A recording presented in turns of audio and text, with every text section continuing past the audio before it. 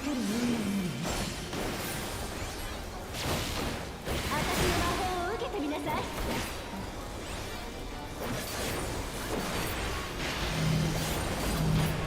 はずい。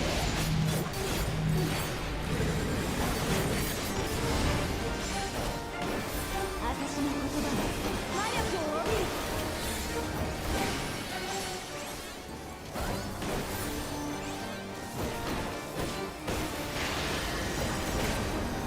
見てって。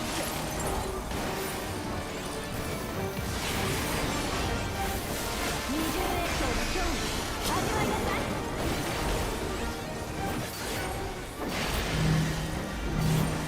見てって。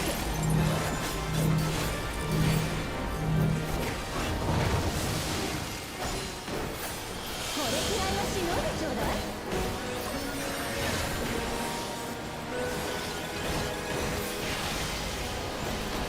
出番の終わり。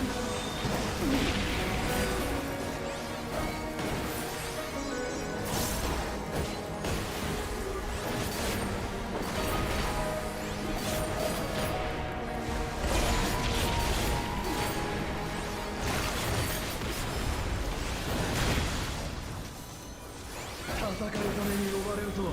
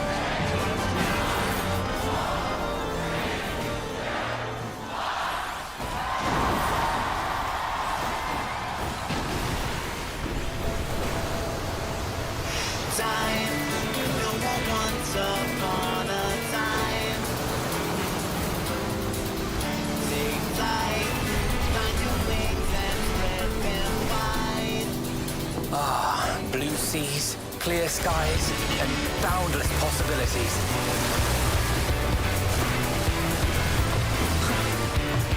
I dare say our destination will soon be in sight. Enjoying yourself for a change?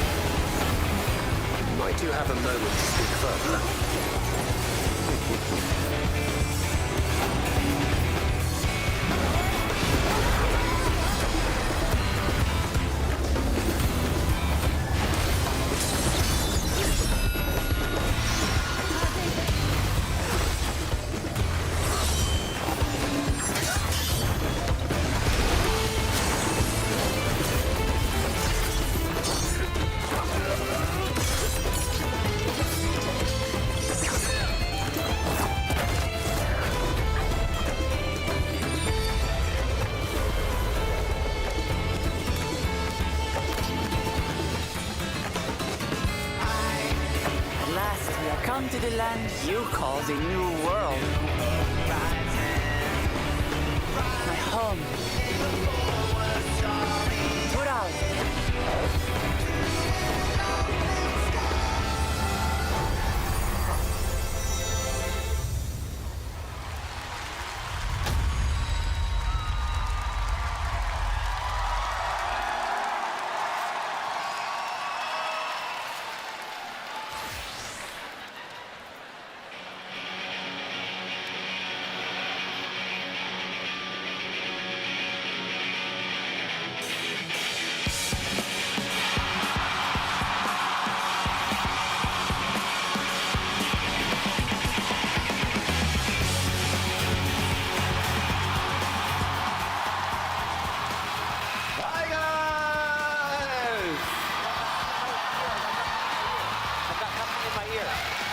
Thank you for coming today.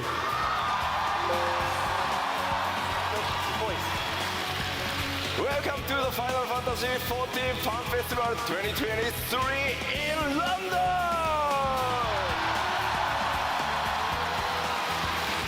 My name is Naoki Yoshida, producer and director of Final Fantasy 14.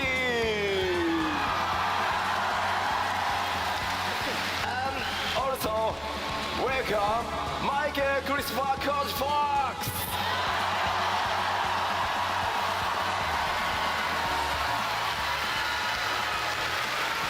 Hey everyone, it's great to be back. That said, some of you are probably wondering, where's Kate? What did Koji do with Kate? It's okay, Kate is back in Japan working with the team overtime to make sure that the game comes out in summer of 2024. So for now, you're stuck with me. まあまあ確かにね、ケイトさん今もう日本で 7.0 の作業バリバリしてるからね。今日は工事に、プライマルズと同時に通訳もお願いしてます。日本の皆さんも、それから配信を見ている全世界の非課線の皆さんよろしくお願いします。All right, that's right. Kate is hard at work back in Japan, and we thought that since Koji was going to be here with the Primals, we'd just try to get our money's worth. So, 改めて皆さんこんにちは、お久しぶりです。欧州ロンドン帰ってこれて本当に嬉しいです。all right, it's great seeing you all again, and I'm so happy to be back in the UK. さて、北米に続いて開催となるファンフェスティバル2023、2024、今回は欧州ロンドンからお届けしてまいります。Okay, so now coming hot off the heels of our most recent fan festival in North America, we are excited to kick off the festivities here in London. 前回は北米でしたが、今回ようやく欧州にも帰ってこれました。欧州のプレイヤーの皆さんとお会いできて本当に嬉しいです。All right, after seeing the fans again in Las Vegas, I've been really looking forward to seeing our fans here in Europe.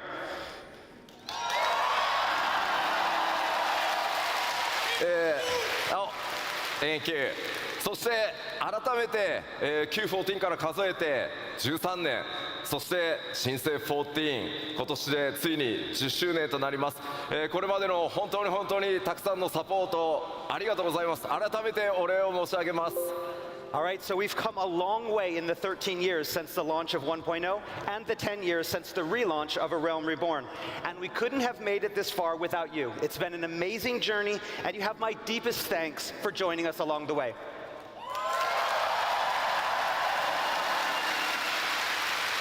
さあ、欧州ファンフェスティバル、僕の開幕基調講演からスタートしてまいりたいと思います。どうぞよろしくお願いします。And so now, without further ado, I'd like to officially kick off the keynote address.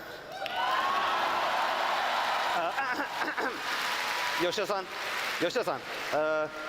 what's with the...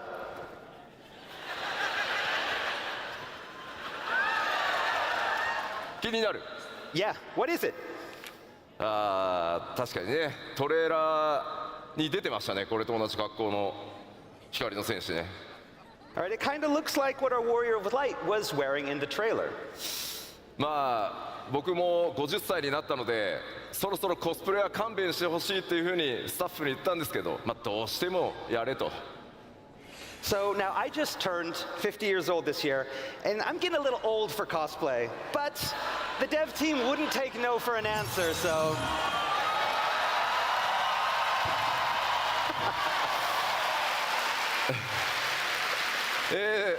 じゃあ早速新情報から参りたいんですが、今スクリーンに映ってるこの、新しい CG イラスト、パッケージデザインになる予定です。ぜひ覚えておいてください。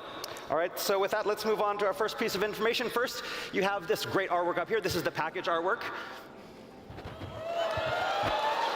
And, dun-dun.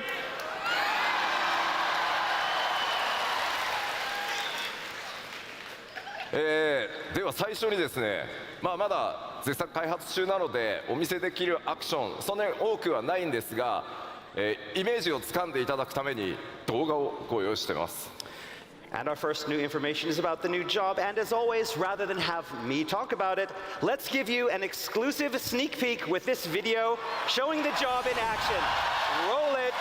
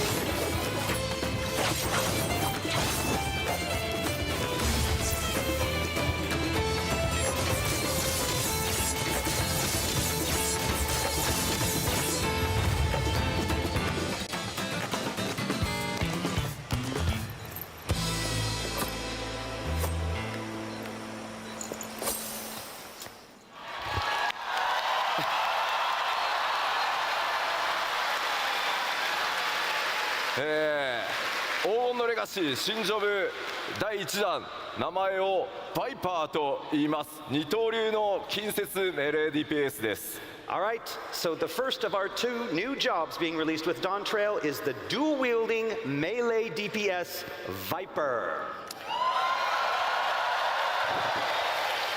バイパーはファイナルファンタジー14完全オリジナルジョブとなってます。Viper is a Final Fantasy XIV original.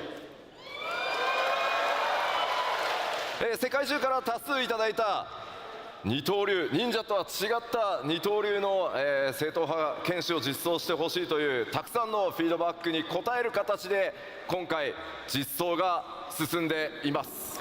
So it was designed to cater to those players around the world who have been asking for a new dual-wield job that's different from Ninja.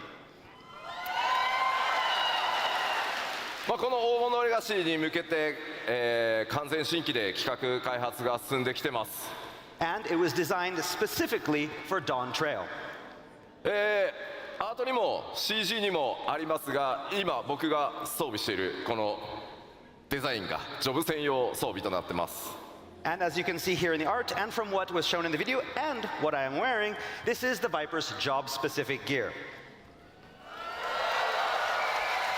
ではバイパーの特徴を見ていくことにしましょう。All right, so let's take a closer look at the Viper's characteristics.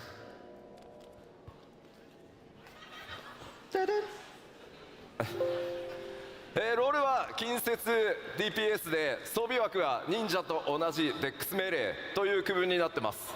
So the Viper's role is melee DPS with the gear type falling under the dexterity melee category or the same as Ninja.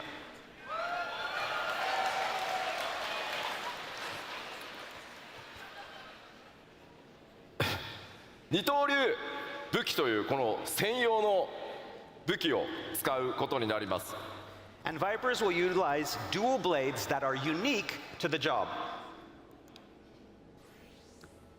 クリックしてね。対応クラスは存在していないので最初からジョブの状態で使用可能です。And of course, Viper will not have any required class. You'll start with the job.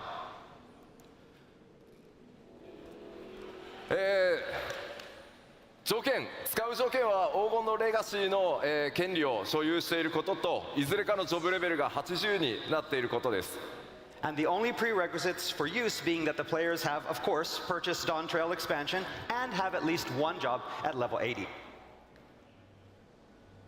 そしてジョブの取得場所、クエストの開始位置はウルダハを予定してます。And the starting location for the job quest will be Ul'dah. 黄金のレガシースタートに際して条件さえ整っていればすぐに使用可能になりますので、バイパーで、メインクエスト進めていただくのも良いかと思います。And again, the job should be available immediately at Dawn Trail's launch, as long as the aforementioned prerequisites are cleared. So if you want to play the whole Dawn Trail main scenario as a Viper, you can do that. 続いてじゃあそのバトルイメージちょっと見ていきたいと思います。 All right, let's talk about the battle concept.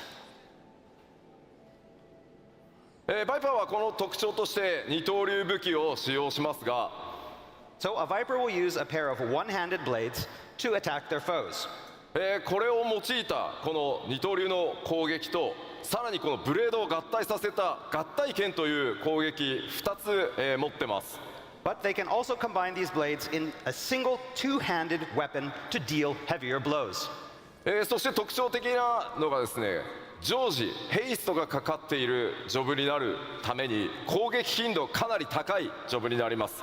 So in addition to dealing swift attacks that are so fast that they feel like they already have haste cast on them, 今回、まだ開発中ということで、アクションまだまだ少ないんですが、自己強化することで、先ほどねオーラをまとってましたが、そういった強力な、DPS を出せる状態という特殊なモードも用意されてます。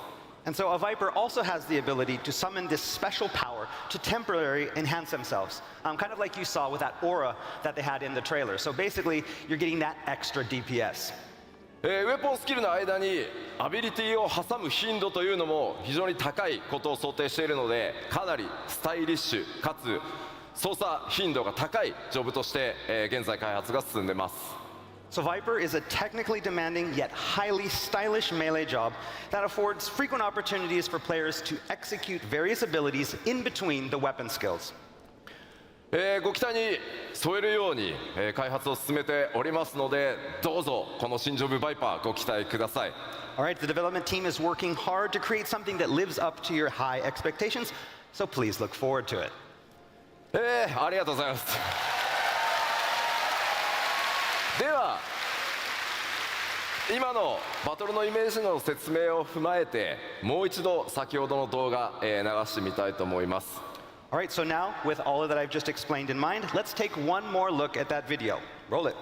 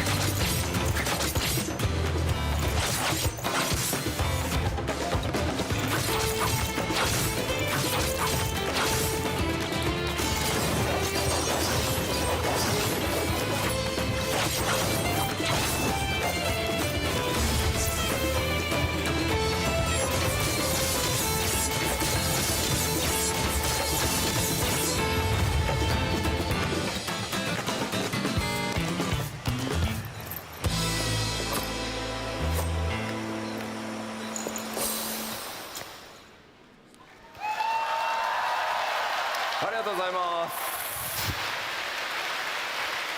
このコスプレすごくてですね、武器ちゃんと合体するんです。Yeah, they did a really great job with the cosplay. あんまりやると飾りが取れそう。 Yeah, you should hold off. It's gonna break. Don't break it. Be careful. Calm down.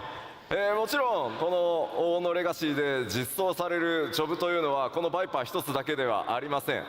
So now you all know that Dawn Trail will feature not one, but two new jobs.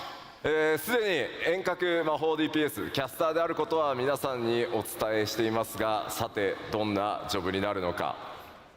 All right, and you already know that the second job is to be ranged magic DPS. すでに北米の基調講演でもヒントはもう出ておりますので、答え合わせはすみません、日本のファンフェスまでお待ちください。 But as for what that job is, well, other than the little hint I dropped back in Las Vegas, you're going to have to wait until Tokyo. Sorry. ではさらに Wait. 何 Wait. 何 Are you going to hold those sword the whole time? まあそうね。 Yeah. じゃあちょっと武器スタンド出してもらっていい Okay. かしら。 Can we bring the stands out for the swords? Maybe? Stands for the sword? Oh, there we go. Oh. Thank you.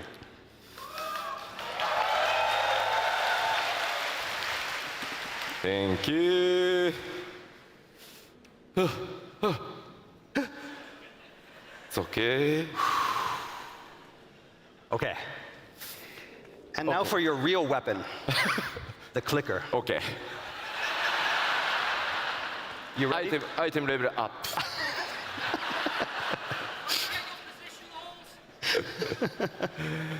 プ。では続いて、基調講演進めてまいりたいと思います。新たな拡張パッケージ黄金のレガシーについて北米でも、ご紹介しましたが、ストーリー改めて簡単に振り返っておこうと思います。 All right, so we already talked a little bit about Dawn Trail's story in Las Vegas, but we'd like to do a little recap before we continue. まず今回皆さん光の戦士にお届けするのは僕たちからの最高の夏休みがテーマになっております。 So we already talked a little bit about how Dawn Trail would provide the Warriors of Light with a well-deserved summer vacation. 新たなる冒険、そのバカンスの目的地は西方のトラル大陸と呼ばれている地域になります。 And that vacation would be taking place in the far western land of Tyrol. すでにパッチ 6.5 のメインストーリーパート1にてその片鱗、出ておりますが、 So with the release of Part 1 in Patch 6.5, you got a glimpse of where the story will be taking you. 本格的にストーリーがこの 7.0 につながっていくのは、パッチ 6.5、メインクエストパート2の方からになりますので、ぜひご注目ください。 But it will be the release of Part 2 that you'll better understand what's in store for you and the Scions and how everything in Dawn Trail's main narrative connects together. 光の戦士の皆さんが依頼されるのはトラル大陸におけるある王国の王位継承レースへの助力になります。 So the Warrior of Light has been asked to sail west across the Indigo Deep to assist in a right of succession for Tyrell's throne. おなじみのメンバーもちろん勢ぞろいしていきますが、 And of course, all the Scions will be joining the Warrior of Light in Tyrell. 今回そこで繰り広げられるのは暁の血命を二分する王位継承レースです。 But not all will be on the same side for the upcoming contest. 北米でも聞いたんですけど、ちょっとヨーロッパでも聞いてみましょうか。どの暁のメンバーと一緒にレースに参加したいですか？ Okay, so we asked the same question in Las Vegas, but we want to ask all of you, who do you want to be with you when you're done the contest? Who from the Scions? Alice? 一番最初にアリゼっていう声がありま I す。 heard Alice first. Somebody's really excited.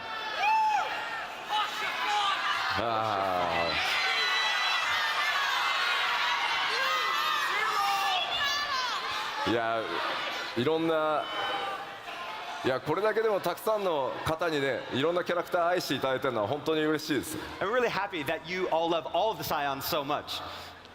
誰がレースの敵に回るのかもご注目ください。 But we can't tell you now, but who's going to be on your side? Who's going to be the opposing side? You'll have to wait to find out. でこの 7.0 拡張の全体のテーマとしては、ファイナルファンタジー14新たな冒険の幕開けというテーマを抱えています。 So the main narrative theme for Final Fantasy XIV 7.0 is a journey of new discovery. もちろんストーリーもこれまでの拡張パッケージ同様、RPG 丸1本分の体験しっかりお届けしていこうと思います。 And as always, we plan on providing players with a full standalone RPG's worth of story and experiences with this single expansion. そのきっかけとなる王位継承レースとは何なのか。 What, however, will that story entail? What is this contest? トラル大陸にはどんなエリアや冒険が待ち構えているのか、What adventures await in this new land? そしてエメトセルクも言っていたもう黄金鏡というキーワードは一体何なのか、And what is this city of gold that Emmett Self talked about? もちろんこれまで同様に皆さんに驚いていただく仕掛けというのもご用意していますので、ぜひそのストーリーお見逃しのないようよろしくお願いします。 And of course, we have a lot of other surprises. I can tell you right now, they're going to be big ones. 僕らもここからね、6.0 でストーリー1回ハイデリンゾディアーク編完結して、この物語がどう皆さんと一緒に転がっていくのかめちゃくちゃ楽しみにしてますので、ぜひ引き続き皆さんと一緒にファイナルファンタジー14作っていきたいと思います。 I mean, I know you guys really enjoyed the Hydaelyn Zodiac series, but we have something that's even better waiting for you in Dawn Trail. We hope you enjoy it.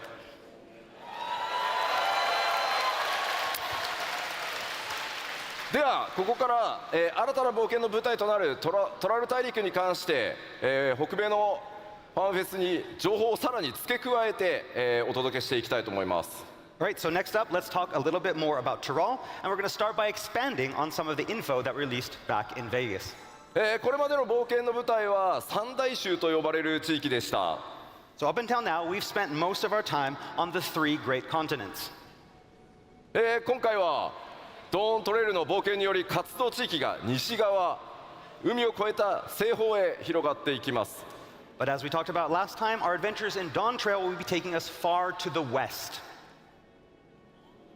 ですので今回の拡張だけではなく、今後皆さんの冒険の舞台は惑星ハイデリン全体へと及んでいくことになります。 But again, this doesn't mean that we've seen all of Hydaelyn, most of Hydaelyn, not all of Hydaelyn. では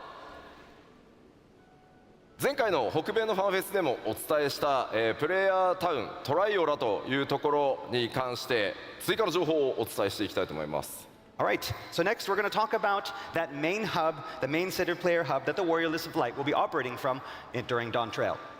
これまでのプレイヤータウンよりもかなり多民族、多くの民族入り乱れた、街という特徴になってます。 So this city of Tuliyollal will be far different from the existing player hubs that the players have seen before.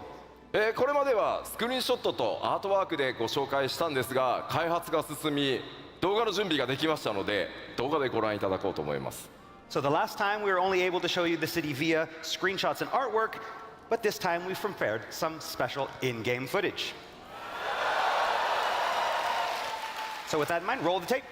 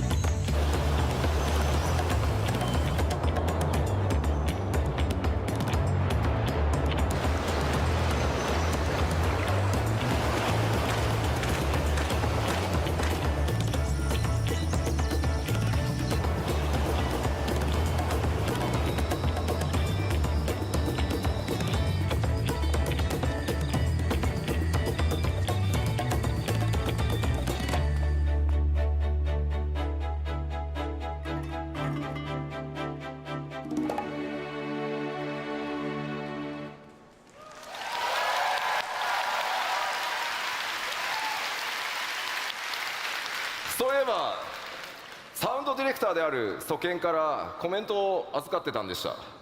So before we continue, we had a little message from Soken, our sound director. 今の動画の曲まだまだモックアップなので、サンプルだと思ってくださいと、伝えてほしいと言われてます。 So he asked me to tell you that the music playing in the video is just a mock-up.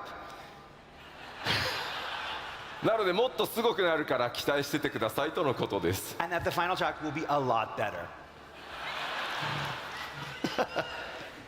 トライオラこれまでのプレイヤータウンと異なり、多数の民族文化が溶け合っているというお話先ほどしました。So as I mentioned before, the city is far different from the major cities on Highland. It is a culturally diverse, pluralistic state. トレーラーで主人公と剣を交えていた2つの頭を持つマムージャの王グルールジャジャによって統治された国です。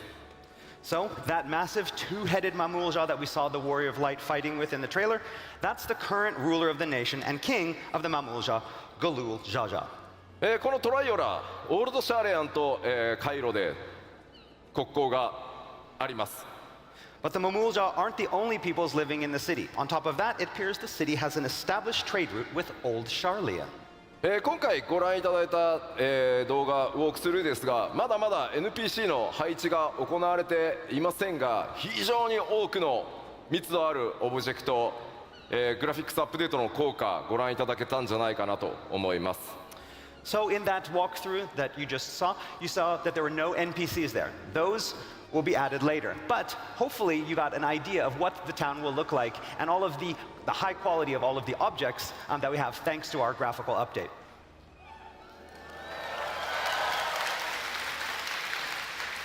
では続いてフィールド行ってみましょう。 So next I'd like to introduce you to some of the new areas that you'll find in Tyrol. トラル大陸のフィールド、まずは前回ご紹介したオルコパチャとヤクテル樹海についてです。 Okay, so first we're going to start off with the two areas that we talked about in Las Vegas, Urcopacha and Yaktel. こちらも開発が進んでまいりましたので、今回は動画で、ウォークスルーご覧いただこうと思います。 And since we talked last, development of course has continued and we are ready to show you some in-game footage. Roll it.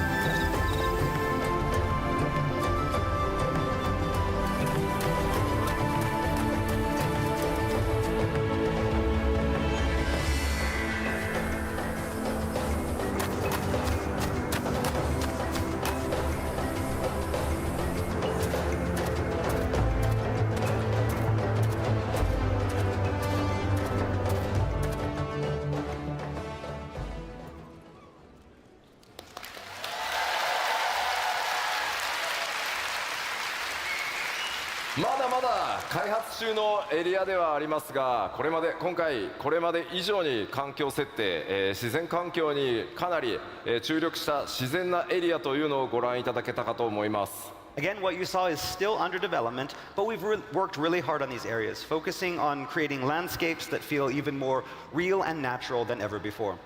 動画だけだとね、どうしても分かりにくいところはありますが、皆さん歩いて、いただければ、そのグラフィックスアップデートによる、密度の高さ、クオリティの高さ感じていただけると思いますので、楽しみにしていただければと思います。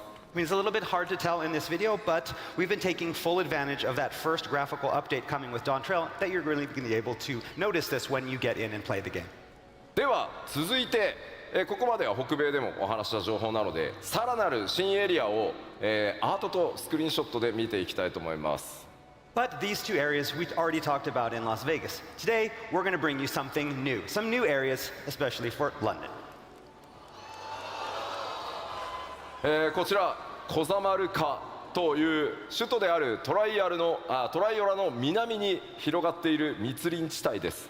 Okay, so Kozamauka is a very dense jungle located to the South Tyrol's capital city of Tuliolao.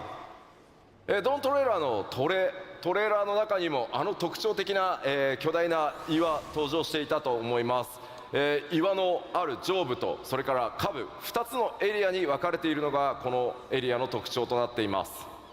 All right, so the unique rock formations that you saw in the trailer are located in this area, and they split the jungle into upper and lower areas through which countless rivers flow. 特に上層と下層の間にある巨大な滝、大幕府も大きな特徴になっています。And there are a lot of waterfalls in between the upper and lower areas as well. ここに住まう部族も、多種多様、新たな出会いが皆さんを、待ち構えています。Several different peoples call this region home, meaning there's much adventure to be had. ではこちらコザマルカ、開発中のスクリーンショットをご覧いただこうと思います。All right, so let's take a look at some in development screenshots. 今回ご紹介するスクリーンショットはいずれも下層からの風景になってます。So the screenshots that we have here are from the area's lower elevations. 今までではちょっと作れなかったような景色、環境、よく見えてるんじゃないかなと思います。We're able to create a new type of area that feels very unique from the areas that we've created in the past. 今回特にですね、空気感とかそれから光の表現というものに非常にこだわって開発を進めてます。And as you can see, special attention has been paid to lighting to create this perfect atmosphere. そしてこちら、昼間の様子ですね。And here is the jungle in midday.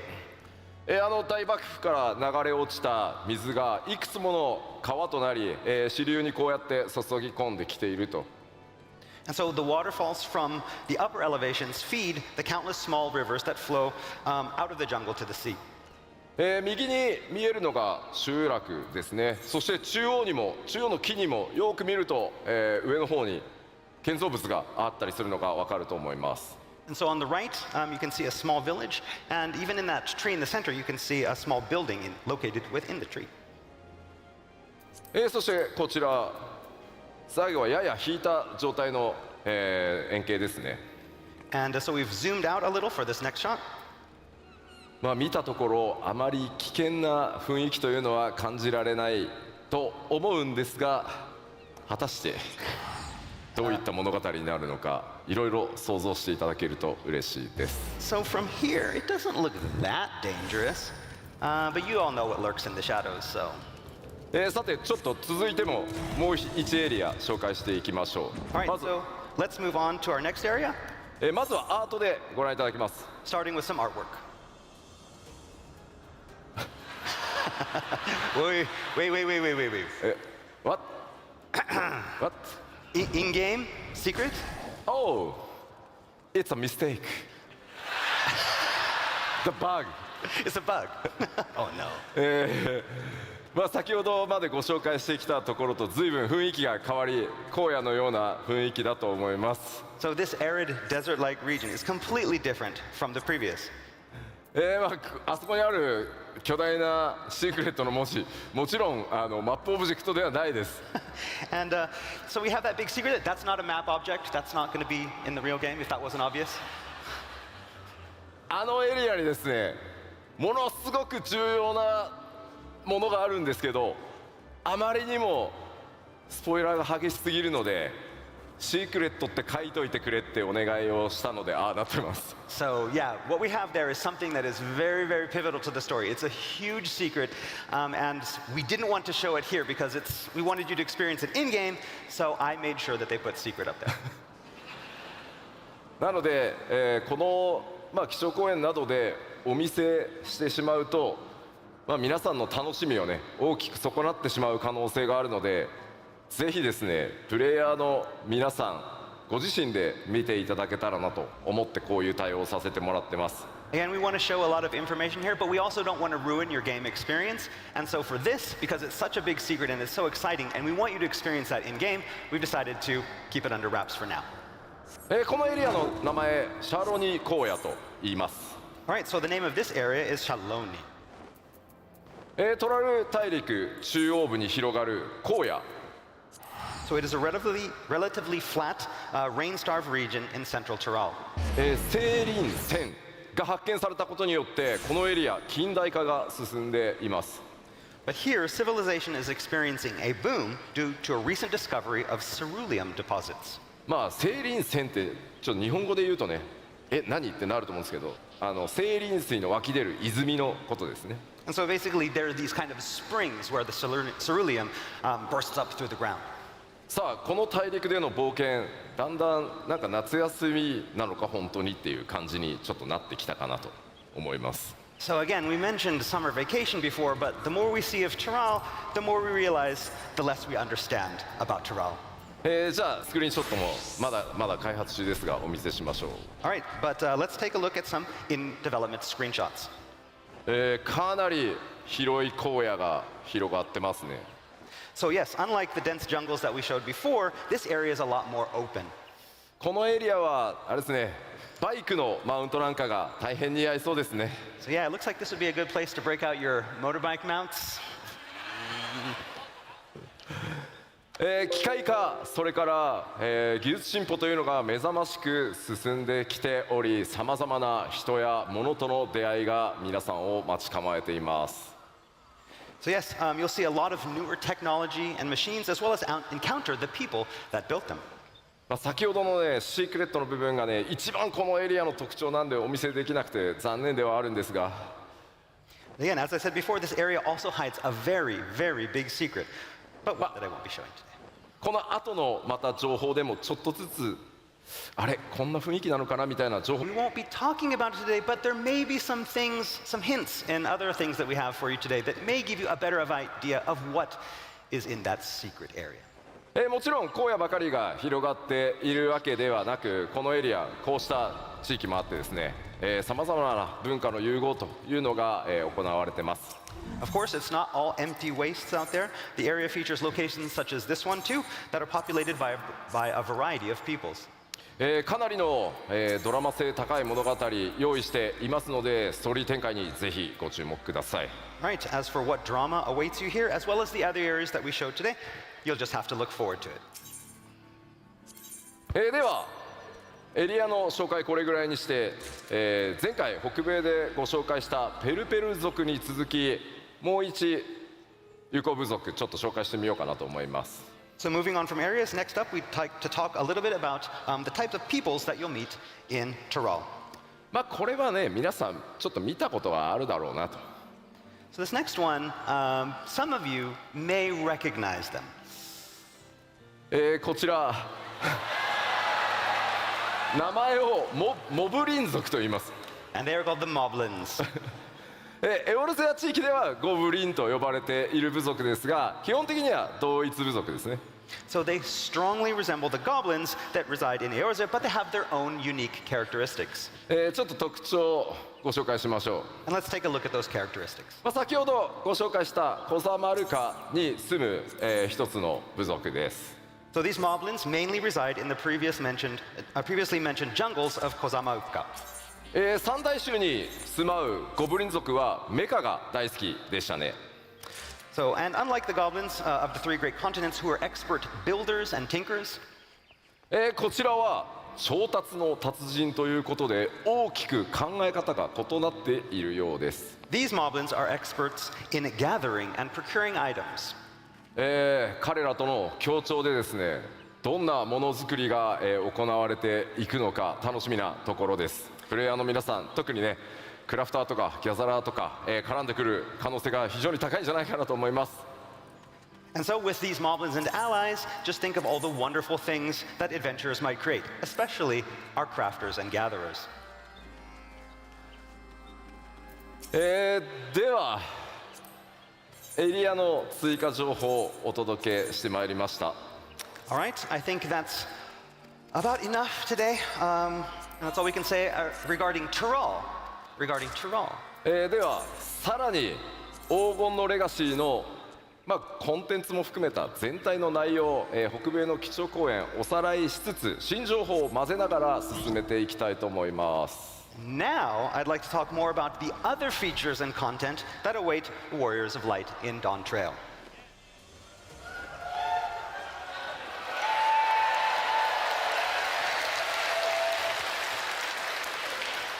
皆さんのおかげでついに皆さんのレベルが100に到達することになります。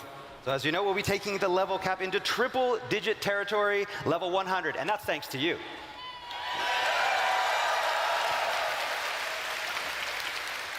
皆さんレベル最後どれぐらいまで行きたいですか？ How far do you want to go? We're at 100 now. How far do you want to go?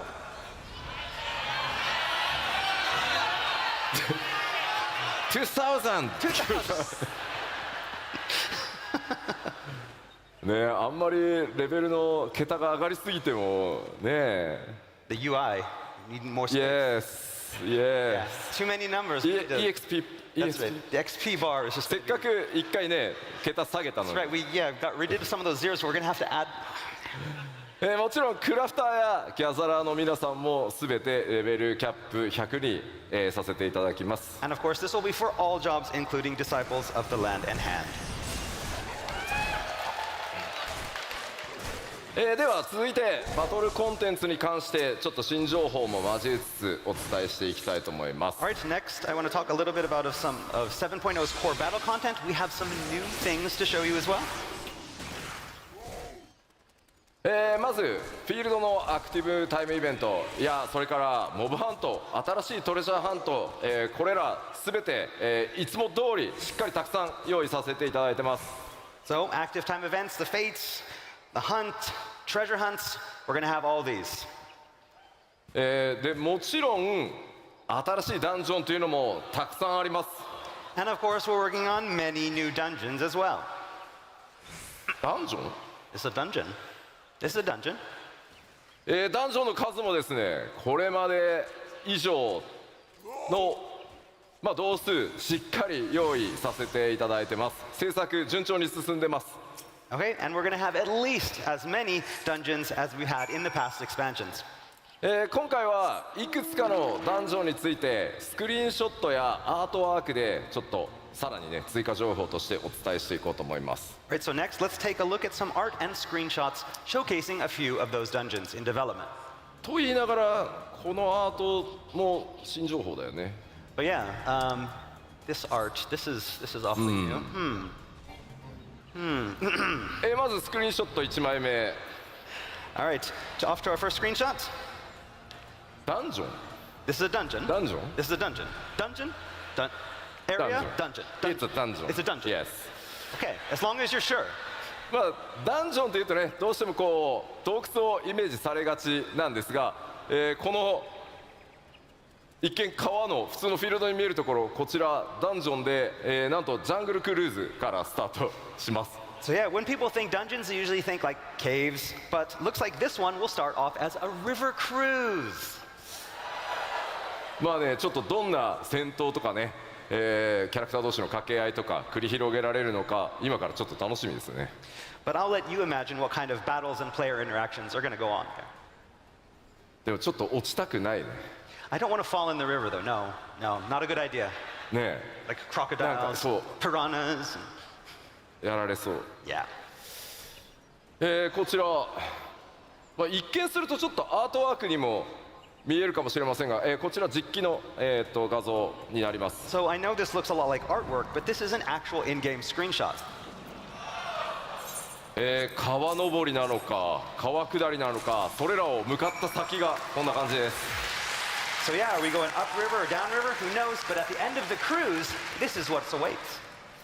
いやアートに見えるよね。 It does really look like artwork. この環境セットアップしている開発者今回ロンドンのファンフェス来てますんで、後ほど開発パネルでもこういったお話してくれると思います。 So yeah, the team that actually worked, one of the members of the team that actually worked on this, and the environment team is here today, and is going to be up here on stage. So looking forward to meeting and hearing what he has to say about this.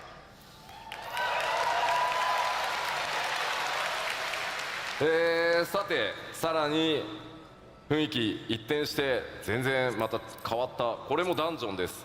All right, and now we're somewhere completely different. This also is one of the new dungeons. これもねなんかアートに見える、ね。 This is also very, yeah, it looks like art. こちら外なのかそれか何かの一部なのか自然地形と人工物の間に何か紫色の新植物、存在してますね。 So is this somewhere outside or inside? Is it a part of something? Are those natural formations or man-made? And what are those purple things growing everywhere?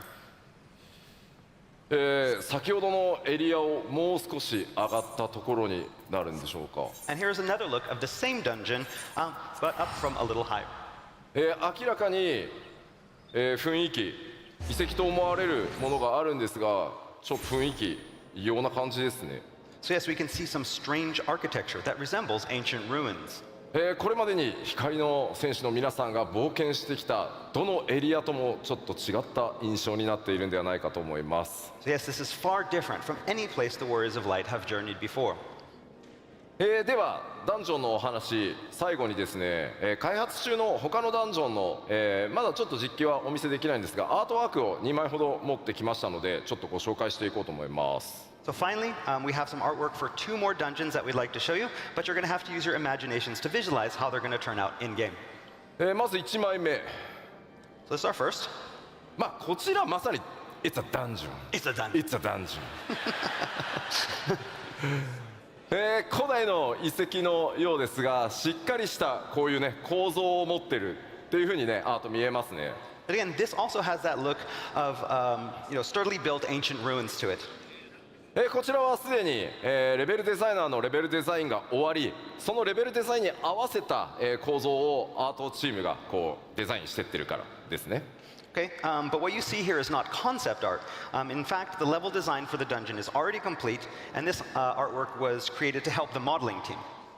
本当はですね、こういう端のあたりにですね、アート担当者のこうスタッフからの注意書き、モデリングするための注意書きとか設定がものすごい数書き込まれてるんですが、さすがにねお見せするわけにいかないのでちょっと消してきました。 So now, artwork like this usually has a lot of text written in the margins to help the designers. It's filled with lore and secrets. We just kind of cut that out because, to avoid spoilers. Sorry. そしてもう一枚。 Okay, and now for the surprising one.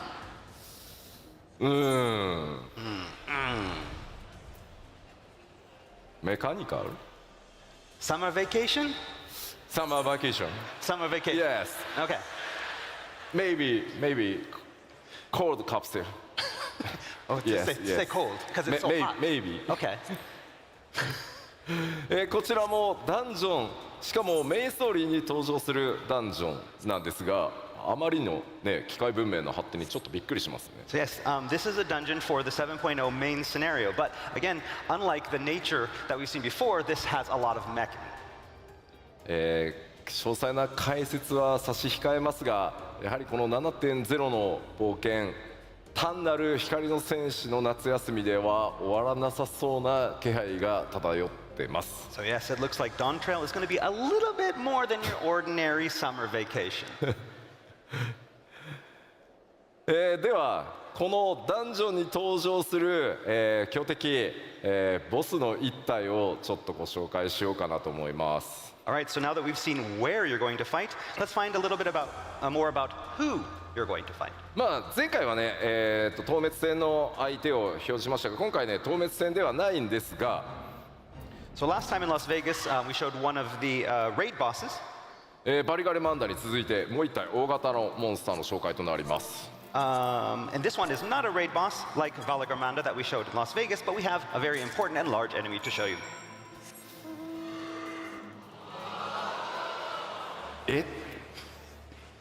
名前をですね今回ご紹介するのはエリミネーターという The name is called the Eliminator. もうどんどん夏休みから遠ざかっていく。 Yes, we're getting a little bit further away from summer vacation again. Yeah? さてどんな形で出会いどんな戦いになるのか伏せておきますが、こういった今まで多分皆さんが黄金のレガシーでちょっと想像してたのとだんだん変わってきたんじゃないかなと思います。 Now, we can't tell you much about it yet or exactly how you meet, but it's obvious that we're going against expectations for Dawn Trail so far. このエリミネーターね、機械なのかそもそも生物なのか、ダンジョンのアートワークに続いてね、だんだん謎が深まっていく基調講演になってるかなと思います。 Again, it's hard to tell if this is a machine or if it is alive or something in between. Yeah? じゃあ続いてコンテンツサポーター、こちらアップデートは行っていきますが、もちろん今回も全てのメインストーリーのダンジョン対応させていただいてます。 Okay, next up we have our duty support feature, and you'll be happy to know that this feature will be made available for all of the instance dungeons for 7.0's main scenario. かなり新しく、コンテンツサポーターとして加わるキャラクターも多いです。 And of course, there's going to be a lot of new characters that are going to be included in this duty support feature. たくさんの AI 作らなきゃいけなくて、ゲームデザイナーたちすごい四苦八苦しながら開発進んでます。 But that means our game designers and programmers are having to work a lot on all of the new AI. そして多数の新装備、新クラフト、もちろんギア多数用意しております。 And with all these new dungeons and enemies, the Warrior of Light will need some proper new gear, and we have a lot of new recipes to make sure that you're properly kitted. おしゃれがね気になる皆さんもぜひご期待ください。 And of course, we'll be introducing a lot of fashionable items as well. ではちょっと新しい装備のアートワーク見てみましょう。 So let's take a closer look at some artwork for these new items. まずギャザラークラフターもね専用装備当然全て一新されます。 All right, disciples of the land in hand will of course be getting new job-specific gear as well. モデリングも第一次グラフィックスアップデートを行った状態で順調に進んでいます。どのように実機で見られるかご期待ください。 So we're currently in the modeling phase of development with our new graphical update. So for now, you're going to have to imagine how these designs will look when rendered in game. そしてこちらはジョブ専用装備の一部ですね。 And here we have some job-specific gear for the disciples of war and magic. まあどれがどのジョブかは言わなくても大丈夫だよね。 We don't need to tell you what jobs these are for, right? 今回もジョブ専用装備はですね冒険のその地域の特徴デザインにあまり寄せずそのジョブのイメージというのをストレートに書き起こすようにというふうにディレクションしてます。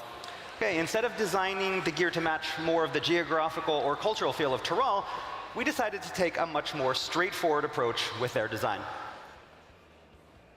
では続いて、新たな生活系大規模コンテンツ So, as I mentioned back in Las Vegas, we are planning some expansive new lifestyle content for Dawn Trail. 7.X シリーズにおいてもですねイシュガルド復興とかそれから無人島開拓に続く新しい、生活系の大規模コンテンツお届けしていく予定です。 This will be new content that will be featured alongside existing content such as the Ishgardian Restoration and Island Sanctuary. なんとかですねこの場で発表したかったんですがもう少し企画の詳細を詰めたいということで、残念ながら詳細までは今日お伝えできないんですが日本のファンフェスでは、内容をお届けできるかと思います。 So, the plan was to show you that new content here, but the team in charge didn't think it was quite ready and wanted just a little bit more time, so we're going to be putting off the big reveal until Tokyo, so we have to wait a little bit longer. 開発チーム頑張ってるのですいません許してください。 The dev team is hard at work, so please forgive them. ありがとうございます。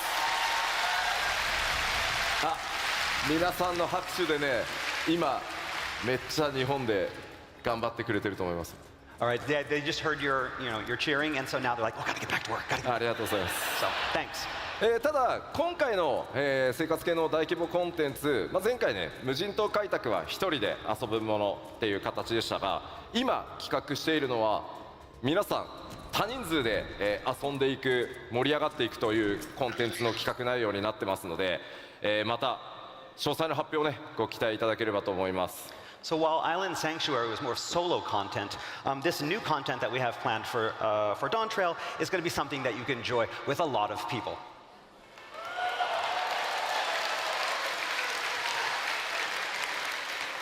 さてでは各種バトルコンテンツもご紹介しましょう。 All right, we mentioned battle content a little earlier, but we have a lot more in store. さあ、これらのバリアントダンジョン、8人レイドそれからもちろん Z シリーズも、7.X シリーズ頑張って、これら全て作ってまいります。 So we'll be adding new variant dungeons, a new 8-player raid, and a new ultimate raid that will be just as challenging as those that become before. そして当然ながらアライアンスレイドも新シリーズ始まります。 And of course, we can't forget our alliances out there. 今日ここではですねその次のアライアンスレイドが一体どんなものになるのかご紹介したいと思います。 And so here in London, we are excited to finally announce our latest Alliance Raid series.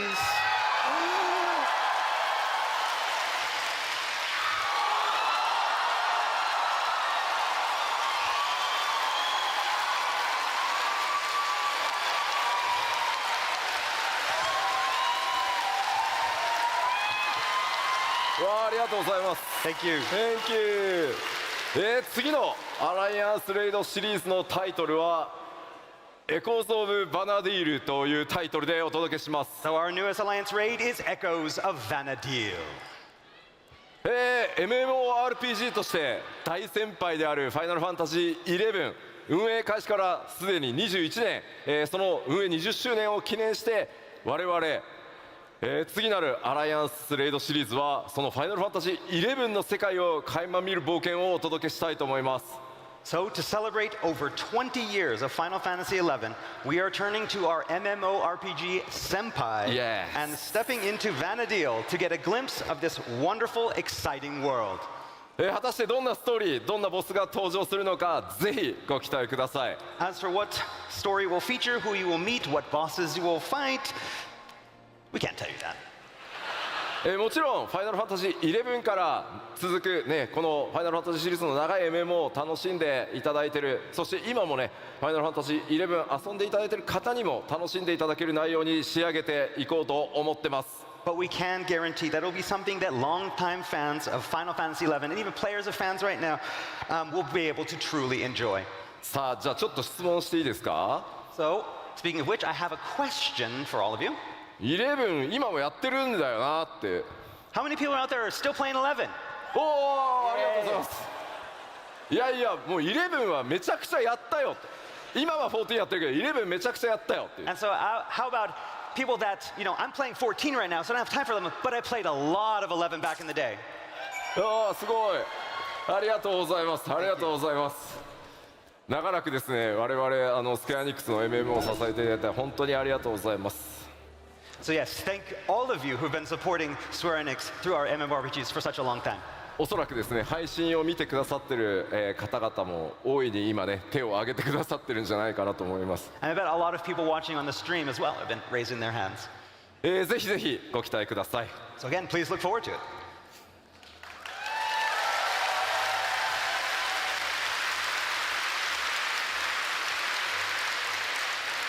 ではさらに、コンテンツ継続してアップデートしていきますよというお話をちゃんとしておこうと思います。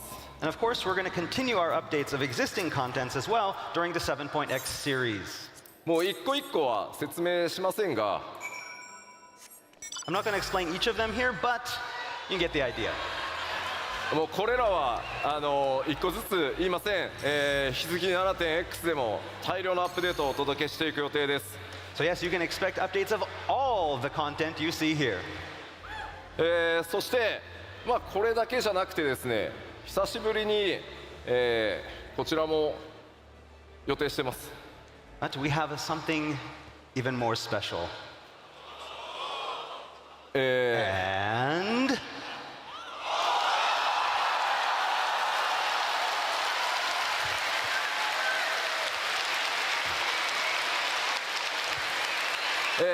青魔導士リミテッドジョブとして登場していますがその第2弾新しい次なるリミテッドジョブというものの開発を今進め始めてます。 all right, to go alongside Blue Mage, we are currently working on an all-new second limited job.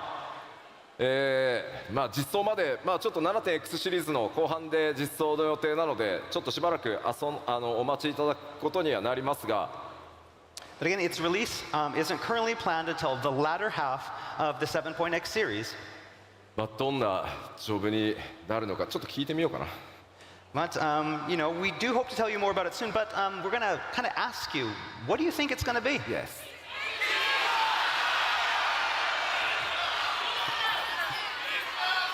Beastmaster! ビーストマスター。ビーストマスター結構いる。ちょっとコウジ聞いてみてよ他にどんなのあるか。 Anything else?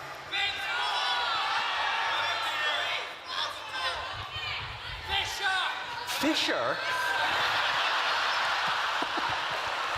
いやいやいやいや We already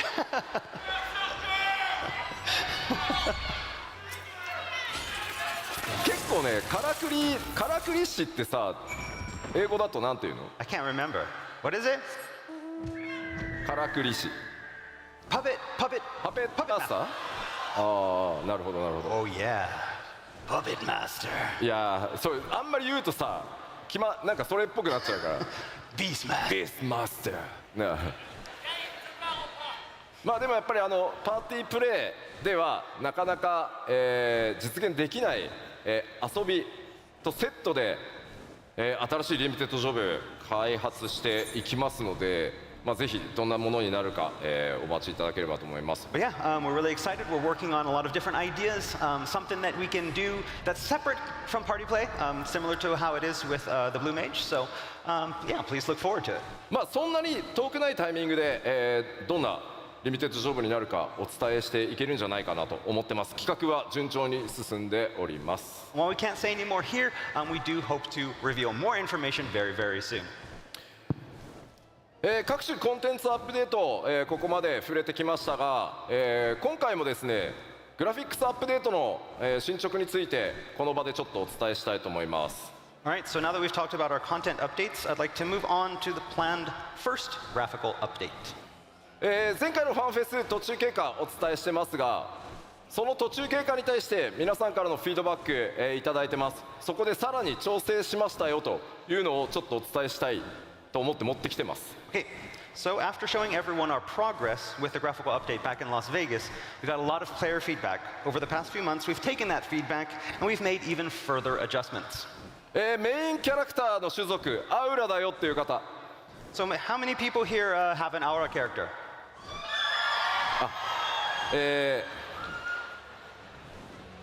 持ってきたのはこのアウラの All right, so we're going to talk a little bit about the auras, horns, and scales. できるだけね皆さんのイメージ損なわないように注意しつつ行っているグラフィックスアップデートなんですが Again, we've been tweaking it a lot with our new graphical update. 中でも前回途中経過注目されたのアウラ族の角とかそれから鱗の表現っていうものに、いろんなフィードバックいただきました。 So yes, our main goal was to introduce these fine adjustments that won't feel too drastic and ruin that unique look that we've all gotten used to. And if you recall, this includes tweaks to polishing things like the aura horns and scales. まず次にお見せするのが前回北米でお見せした途中経過のスクリーンショットです。 Okay, so first off, we're going to start by showing you what we showed you back in Las Vegas. これがね前回お伝えしたもの。 All right, and this is what we showed you last time. 角の表面とか鱗に結構光の反射があってちょっとエナメルっぽい質感だった自分たちのイメージとちょっと違ったっていうフィードバックも、結構議論として寄せられてました。 So back in Las Vegas, the horns and scales that we showed you were very reflective and had a very strong enamel type of feel, and it was not something that a lot of people had expected. まあこれはこれでやっぱりこう反射があるので、まあ、クオリティとしては比較的高く見えやすい気はするんですが And with this reflectivity, I mean, it looks very high quality, so it was good for showing off that improved in quality of the horns. 我々が 3.0 で、企画した時のアウラの元のイメージに近づけるようにさらに、継続して調整を続けてきました。 But it didn't really match our vision of what we wanted the aura to look like from our original design back at 3.0, so we continued tweaking. すごい微妙なのでメインキャラクターアウラの人ちょっと一生懸命画面見てください。 All right, and so this is where we are. It's a very, very small change, so look very, very closely.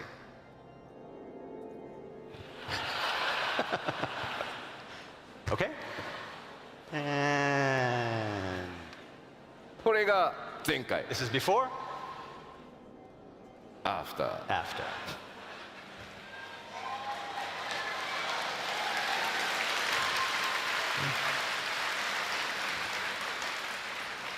すいませんね Sorry, Yeah. it wasn't even more exciting. まあ光沢がね強く出ていた質感をちょっと落として本体の色へ近づけてよりなじませるっていうことをやってます。 So we're continuing our work on lowering that reflectivity to be able to get the horn color to something more natural and closer to what we originally intended. 前回お見せした他の種族というのもですね、前回のものがフィックスではなく、皆さんのその感想フィードバック見てどんどんギリギリまで細かくクオリティアップや調整を続けています。 So this goes for all of the updates for the other races as well. We've been receiving a lot of feedback, and what we showed you in Las Vegas wasn't the final product, but a work in progress. ちなみになんですけど、 Okay? このスクリーンショットのこのアウラの女性のね首にちょっとライン入ってるんですけど、 And so some of you with some very good eyes maybe notice a little line on the neck これ of ちょ the っと female aura. 急いで首くっつけたんでちょっと And so basically when creating this, we had to rush and like we just took a head and popped it on a body. これは大丈夫、治るんで。 We'll fix this. Don't worry. 次なんですが、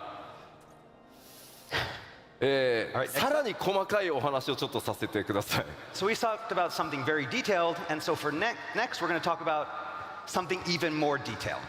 ファイナルファンタジー14、9番と呼ばれているオリジナルのファイナルファンタジー14が13年前にリリースされ、その時から、より快適に遊べるようにという形で Realm Reborn が作られてます。 So as many of you know, the original Final Fantasy XIV was released almost 13 years ago. Then a couple years after that, A Realm Reborn was released to improve upon the original. 1.0 から遊んでるよ。 How many people here have been playing since 1.0? Oh. Legacy. Thank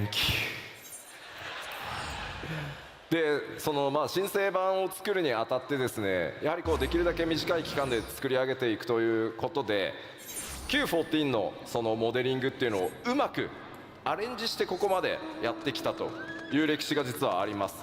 So when making the move from 1.0 to A Realm Reborn, we didn't have a lot of time. So we ended up having to repurpose some of the original character models for A Realm Reborn.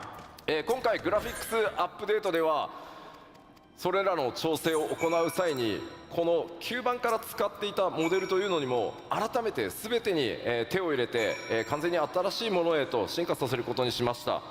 And so now, to coincide with the graphical update, we had to revisit our use of these older 1.0 models. これこそめちゃくちゃ細かいのでちょっとよく見てください。 Okay, this is going to get really, really detailed, so look carefully. ララフェルですね。 Okay, so we have our Lalafell. これ現在のララフェルです。 This is the Lalafell that's in game right now. 可愛いですね。 And of course, cute as ever. ちょっとですね、ここに注目してください。 So I want you to focus on this part of the face. そのあたりです。 So yeah, right there around the chin.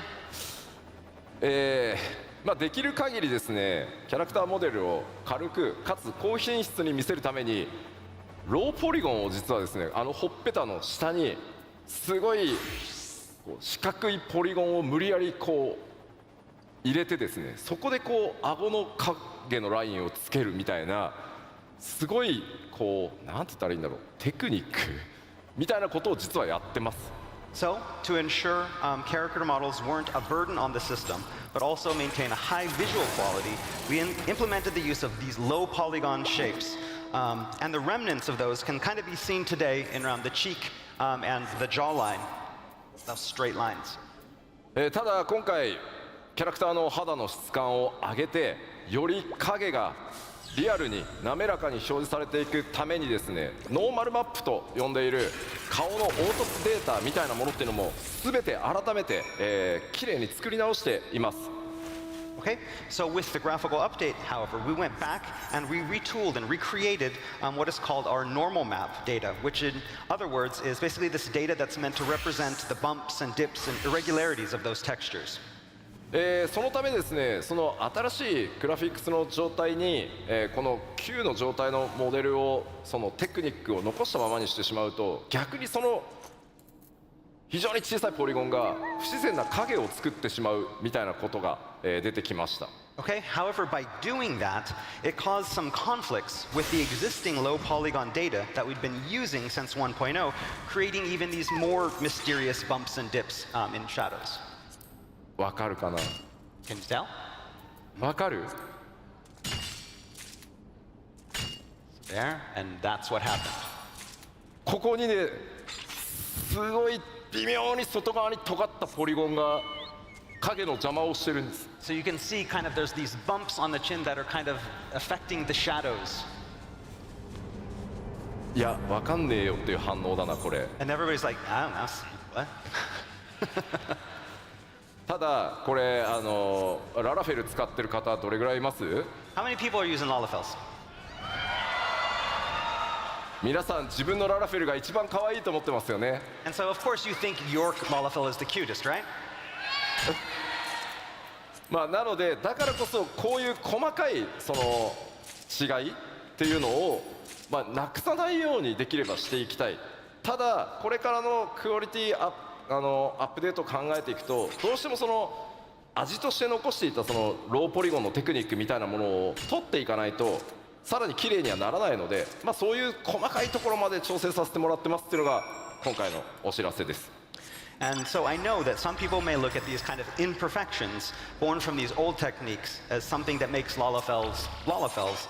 And you know, we didn't want to get rid of them all because we know that that's what makes the Lalafels special. But moving with this graphical update and having something that matches that, we decided it was time to at least touch them up. これが最新です。 And so this is the new version. 影がめっちゃ自然になったの分かります？ So you can tell that like the shadow is now much more natural. すごい細かいんですけど It's very, very, you have to look very, very closely.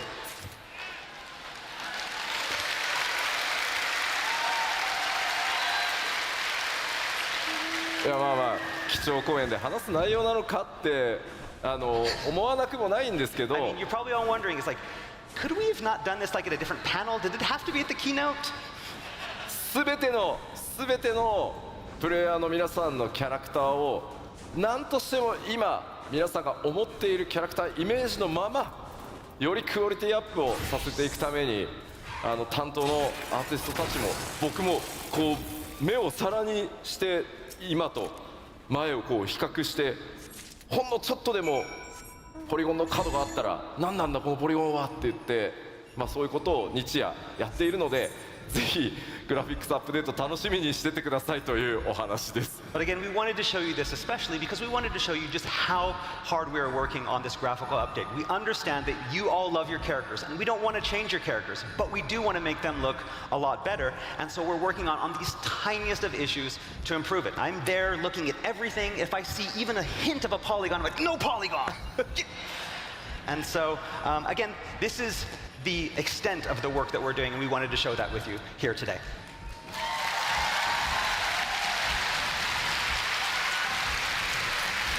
まあでもこれだけだとねいくらなんでもちょっと細かすぎるだろうということですごい分かりやすいスクリーンショット1個持ってきました。 All right, that was enough talk about the super tiny technical issues. Let's talk about something easy.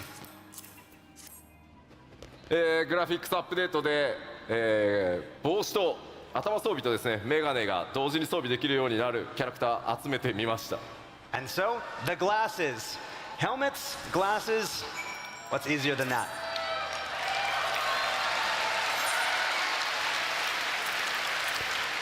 というわけで第一次グラフィックスアップデート順調に作業進んでます。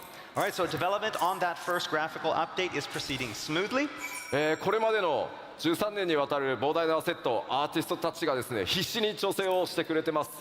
Our artists are working tirelessly to improve all of our 13 years of graphical assets. このグラフィックスアップデートやファイナルファンタジー14のグラフィックスがどんなテクニックを使って作られているのか、このファンフェスの開発パネルでも実際にツールの映像などを交えて、お見せしていこうと思います。 So for those of you who want to know more about this topic of graphical update, as well as the kind of techniques that the team uses to create Final Fantasy XIV, we have this great development panel coming up a little bit later that will show you all about how we do this and show you even some of the tools that we use. かなり面白い内容になっていますのでぜひ開発パネルの方にもご注目ください。 It's going to be really interesting, so we hope you look forward to it and are here to watch it with us. ではどうしてもねスペック上がっちゃうので改めてちょっとおさらいしておきます。 All right, while we're here, we want to remind you one more time about the new minimum and recommended requirements. もう準備したよっていう人。 How many people are ready to go? お All right. 半分ぐらいは大丈夫です About ね。 half, that's good. そこまでめちゃくちゃ高くしないようにしてますので、ぜひすいませんがよろしくお願いしま We す。 haven't raised it too much, but please understand. Thank you. はい、では、残りの時間、この先 7.0 までに、アップデートしていく内容の、追加情報をお届けしていければと思います。 All right, so finally today, I want to talk a little bit about the content we have planned before the release of 7.0.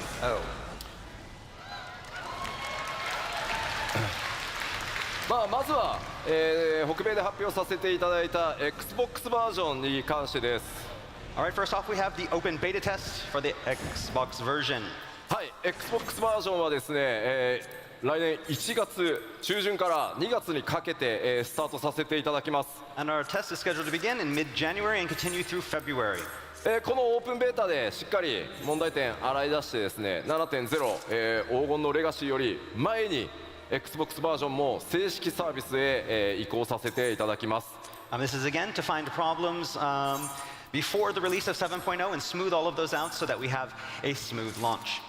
ぜひですね、オープンベータプレイをしていただきつつ 7.0 の冒険に、Xbox ファンの皆さん、備えていただければと思います。 So all of our Xbox users out there, we welcome you to join the test and help us make the game great. では続いて、新しい 7.0、7.0 じゃないや 6.5X で実装されるコンテンツ動画をご用意してきましたので、まずそちらをご覧いただこうと思います。 And so now for our next announcement of 6.5x content, we have this special video. Roll it.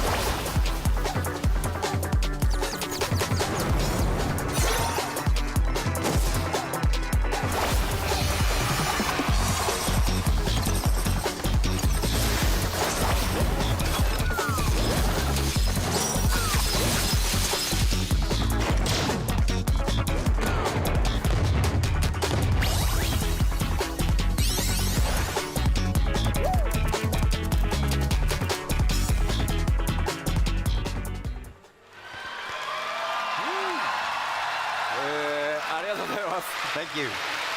というわけで大変お待たせしました、ファイナルファンタジー14のゴールドソーサーにいよいよフォールガイズが実装となります。 All right, you've been waiting a long time for this. Fall Guys will finally be available in the gold saucer. パッチ 6.51 ということで、実装日出てますね。10月31日パッチ 6.51 リリースとなります。 All right, and as it says here, it's planned for release on October 35th. Patch 6.51. もうすぐだね。 Yes, in just a week. 今回動画で、ご覧いただいた通りフォールガイズのエッセンスを、入れつつフォールガイズチームにも監修してもらいながらファイナルファンタジー14独自の味付けを行ったコラボレーションアトラクションとなっています。 So as you saw in the trailer, this collaboration will maintain that Fall Guys aesthetic. We had people from the Fall Guys dev team help us out and make sure that we followed that. But it will also feature this unique Final Fantasy XIV spin on all the frenetic Fall Guys gameplay we know and love. こちらのコンテンツ24人まで同時にプレイすることが可能で、もちろんマッチングにも対応させていただいてます。 This content is designed for groups of 24 players, with, of course, random party matching for players who don't arrive with their own alliance. でこちらのフォールガイズなんですがちょっと特徴がありまして、開催が、不定期というか何ヶ月かおきに開催されてしばらくお休みして開催されてしばらくお休みしてという数ヶ月おきにオープンとクローズを、繰り返していく予定です。Okay, so one unique characteristic with this content is that it's not always going to be open. There will be periods of time where it is available and then period of times when it's not available, and we'll be repeating that over a cycle. まあどうしてもそうしないとこう一気にねやったらまた人が他のところ行っちゃってみたいなことになるので定期的にやっていきますのであまりね焦らずに皆さんの時間のある時に開催と合わせてやってってくれればと思います。Again, we want to keep the balance between the two games and keep that fair. So we're going to have, again, times on and times off, so you can enjoy the Fall Guys content and then go back to other content. もちろん多数のオリジナル報酬ご用意しておりますので、ぜひプレイしてそれらのギアも手に入れてみてください。And of course, there will be a great deal of unique prizes for those who participate and win. So please look forward to it all. ではもう一つ。6.5X シリーズで実装となる、特別なクエストについてお伝えしようと思います。And next we have one final big announcement for a special quest that's going to be appearing in the 6.5X series. こちらも動画でまずはご紹介したいと思います。We have a video to introduce this big announcement as well, so roll it.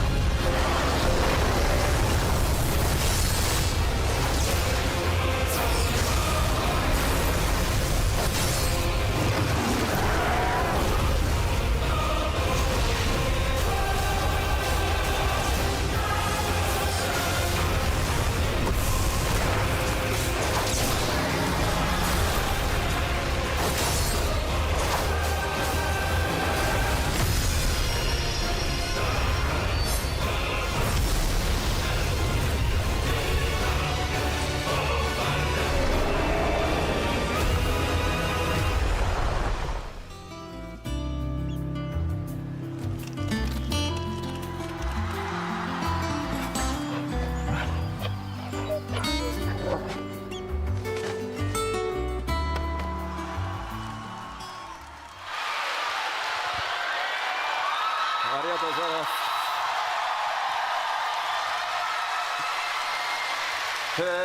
というわけでですね、ファイナルファンタジーシリーズ最新作16とのクロスオーバークエストのお知らせです。That's right, we can finally announce our Final Fantasy XIV, Final Fantasy XVI crossover event.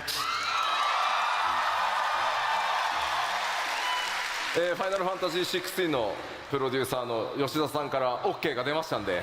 So yeah, I asked the producer on Final Fantasy XVI, you might know him, Naoki Yoshida. He said it was okay, so here we go.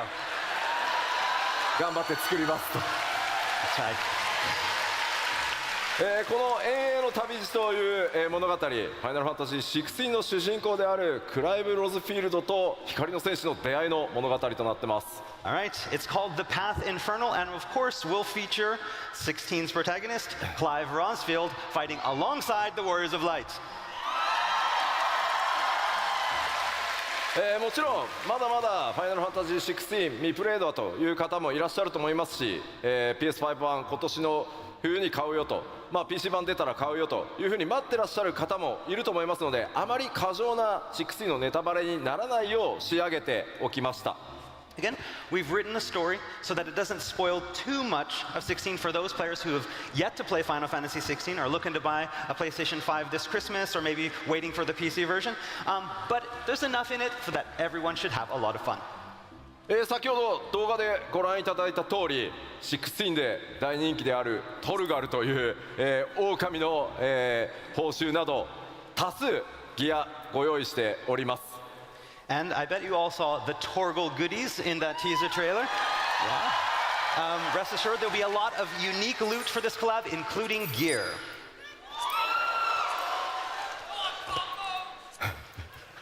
オートコンボくれ。確かにね、オートコンボコラボレーションで出てきたらちょっと面白い。That would be great. That's a good idea. Have those auto combos in there. でもそのリングつけるとアイテムレベル下がるよ。Oh yeah, but if you do put on the rings of the timely rings, then your item level is going to go down. So I don't know. ぜひですね、ある意味物語の導入に近い、それほどね、壮大な物語というよりは16の世界を垣間見るような冒険になっています。ぜひ、それらをプレイしてですね、 PC 版だったり、それからファイナルファンタジー16の DLC などにもご期待しつつ、両方14も16も楽しんでいただければ嬉しいですと、ファイナルファンタジー16のプロデューサーの吉田さんからコメントを預かってきております。 So again, we'd like you to think of this collaboration as kind of an introduction to the world of Final Fantasy 16 for all of our Final Fantasy 14 players.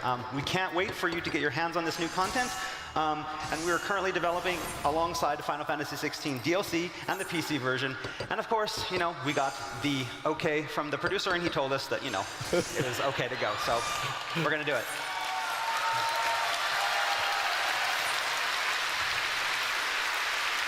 ありがとうございます。では、ちょっとここでお知らせを最後、基調講演ではあるんですが、させてください。 Okay, so next up we have a final announcement. クラウドデータセンターというもののテスト、我々進めております。 All right, as I talked about recently, we have a cloud server, cloud data center stress test coming up. 今まで、皆さんがプレイしてくださっている、データセンターというのは物理で、出来上がってるんですが、今回クラウドというたくさんの、マシンをつなぎ合わせてこうちょっとね動的に、大きくしたり小さくしたりできる、それをクラウドってよく呼ぶんですけど、それによってこうサーバーの拡張性が柔軟になるっていうクラウドデータセンターでプレイヤーの皆さんにぜひテストをお願いしたいです。 All right, basically, up until now, all of our data centers have been using physical servers. And we want to do this test with the cloud servers to make it easier to expand these. And so, to help do this, we need your help with the test.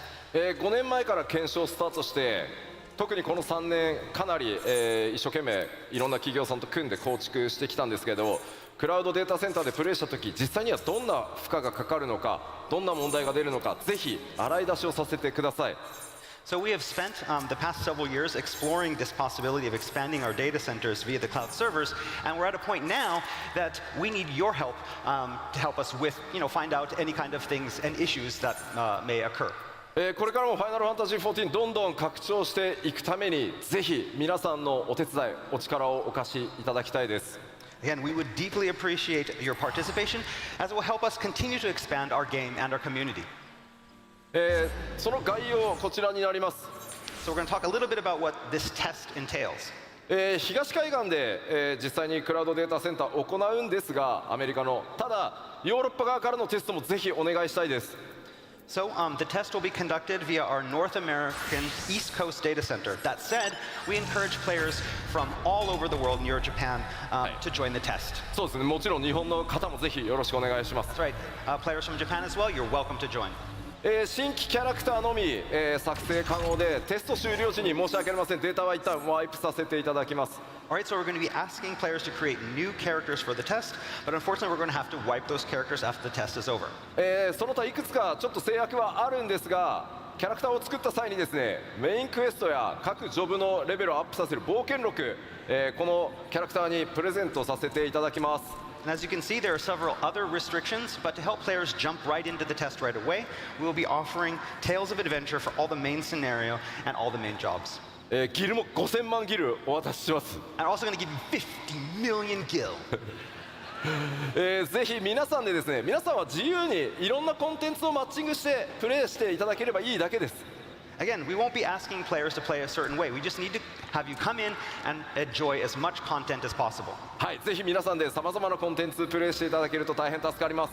And again, we hope that you all join us in this test. どうか皆さんのお力ぜひ14のためにお貸しください。 Again, this is for 14, this is for our future, and we hope to see you join the test.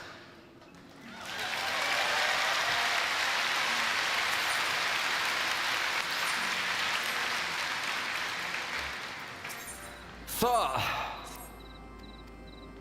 僕の基調講演もいよいよ終わろうとしておりますので、今回このドントレール黄金のレガシー、もちろんファイナルファンタジーシリーズイメージアート数々ねお描きいただいている天野先生にも今回ドントレーラーイメージイラスト描いていただいてます。 Alright, so before we wrap things up this morning, there's one last slide I'd like to show you. All new Dawn Trail artwork by the one, the only Yoshitaka Amano.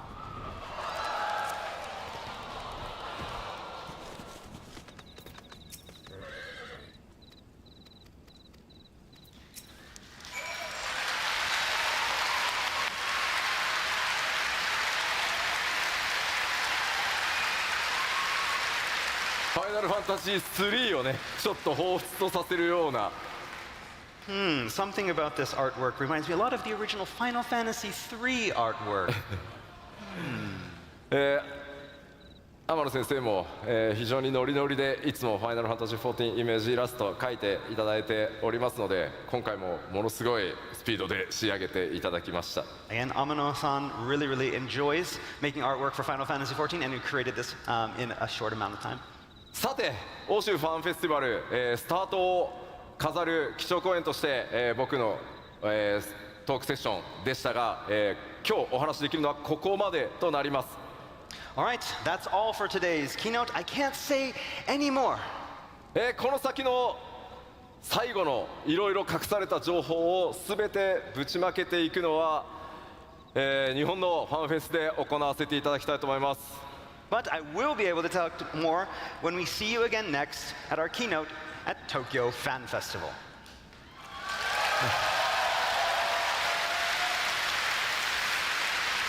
ありがとうございました。 Thank you.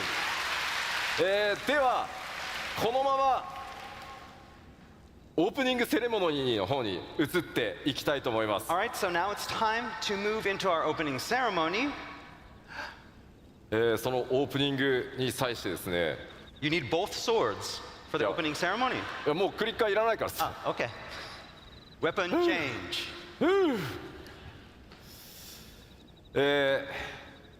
今回ロンドンのファンフェス、ね、ここから開幕していきますがとてもスペシャルなゲストにお越しいただいております。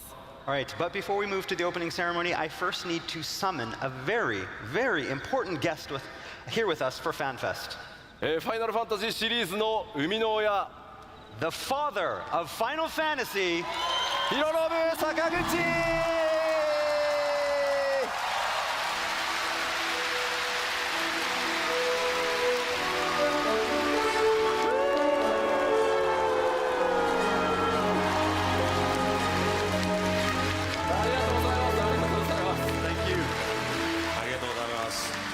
いやーもう14プレイ始めてくださって2年以上ですよね。もうガチで so it's been about 2 years since you started Final Fantasy XIV. Oh yeah, ここ hardcore. ここみんな非課線なんですよね。 So everybody here is a warrior of light? ウォーリアーブライト。すいません仲間です Yeah, I am one of 仲間です you. まだ2年のちょっと新人ですけど仲間です Although I've only been playing for 2 years, so I'm rather new to the scene. もう毎日ほぼインして14が僕の生活の 30% ぐらいを占めているもう本当に14万歳 So I've been logging in every day, and I think it takes up about a third of my life, basically. So I just love 14. いやまあぜひ今日から2日間皆さんとのミート&グリートもありますし今日明日ステージにも、特別コーナーはいご用意してますので、はいぜひですね最後までプレイヤーのもう本当光の戦士として来たっておっしゃってましたんでSakaguchi-san will be here with us for the next 2 days for stages, for signing sessions. So if you see him, please, sir, to make you say hello because he's one of us. あ今日はね一つお礼を言いたくて Oh, there's one thing I wanted to mention. I wanted to show Yoshida-san. my gratitude to you, Yoshida-san. カッパありがとうございます Thank you for that in costume. もうカッパ最高でございます I love that outfit. Thank you so much for that. カッパのコスプレ作りましょうか。 So do we need to make some cosplay for you for that? やりましょうか Yes, please. じゃあ改めまして、光の戦士の皆さん放送見てる皆さんにも一言何かご挨拶お願い All で right, きますか。 so do you have a message for us here as well as everyone watching on the stream? もう本当に世界中の方が見てらっしゃる。見てらっしゃいます。はい。 Everybody around the world is watching, huh? Yeah. カッパありがとう。Thank you for the kappa imp outfit. まあ本当にこれだけ大勢の人でもちろん見てる方、まあそういうみんなとその14の中で出会えて一緒に冒険できるっていう本当にこの素晴らしい場所だと思うので14は本当になんだろう心から感謝したいと思います。本当にこれからもみんなで冒険しましょう。本当にありがとうございます。 And so there's so many people watching here as well as on the live stream, and it's just amazing to think how we can meet with each other in Final Fantasy XIV and go on our adventure together. It's such a wonderful place, this Final Fantasy XIV, so I really want to show my gratitude from the bottom of my heart. I would love to continue on this journey with you all. さあではこれから2日間皆さん盛り上がっていきますので、ここからは開発チーム運営チームのみんなも登場してオープニングセレモニーに移っていきたいと思います。 All right, so let's have a great 2 days. And to help us, let us welcome to the stage our development and operations team. ありがとうございます。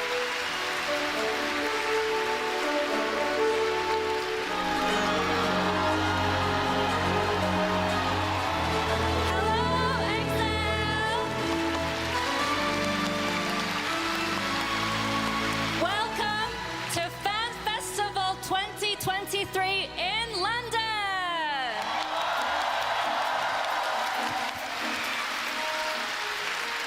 My name is Tasha. Some of you might recognize me as Kiwi Kopo from EU Community Team, and I will be your host for this event. This is actually my first time on stage at Fan Festival, so I'm super excited and honored to be here, and I look forward to spending the next 2 days with you all. But that's enough from me, because please give a very warm FanFest welcome to our lovely folks coming in all the way from Japan, our dev team.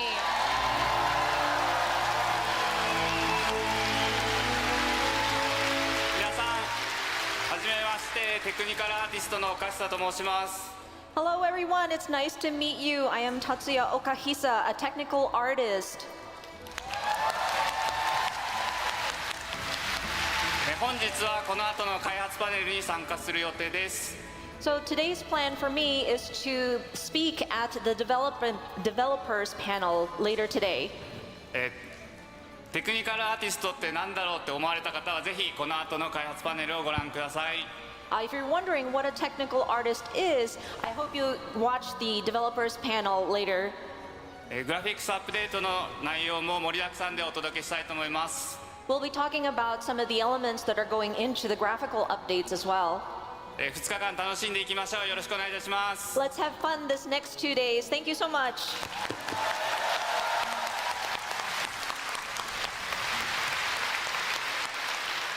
はい、皆さんこんにちは。バックグラウンドアーティストの志田正人と申します。 Hello everyone, my name is Masato Shida. I am a background artist. 皆さん楽しんでますか？ Is everybody having fun so far? 私は、時差ボケで正直眠いです。Me, I'm suffering from jet lag, so I am quite sleepy right now. 今回はですね、岡久さんと一緒に開発パネルをやります。 So I'm here with Mr. Okahisa to do the development panel. ステージ上で眠らないように気をつけますので。I will be very careful not to fall asleep while I'm on stage.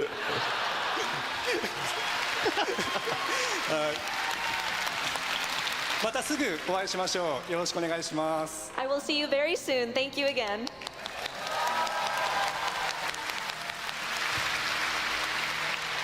Hey everybody, I spent so much time prepping for the keynote, I kind of forgot to make a speech for the opening ceremony. But I'm really excited to be back in London. I love being a part of all of this. meeting all of you. We have some great interpreters that are going to be handling this stuff on stage. That means I get to spend a lot of time down on the floor. If you see me, want to take a selfie, want to hug me, let's do it. I'm here for you. Let's have a great time. Thank you.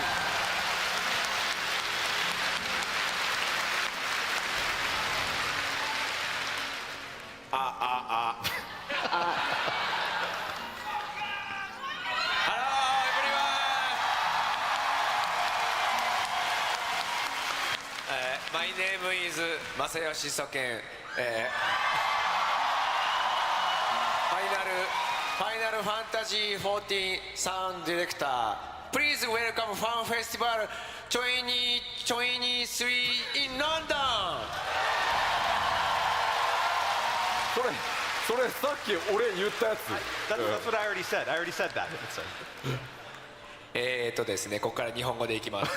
Pardon me for starting in Japanese from here. 新しいトレーラーの音楽はいかがでしたか？ I wanted to ask, what did you think of the new music in the music in the new trailer? Thank you, thank you. 本日のファンフェスティバルいらっしゃった皆さん、本日はなんとピアノコンサートがございます。So, for those attending today's fan festival sessions, we will be having a piano concert later today. そして明日はプライマルズのロックコンサートがあります。And then tomorrow we will have the Primals perform in a rock concert. Let's have a fun!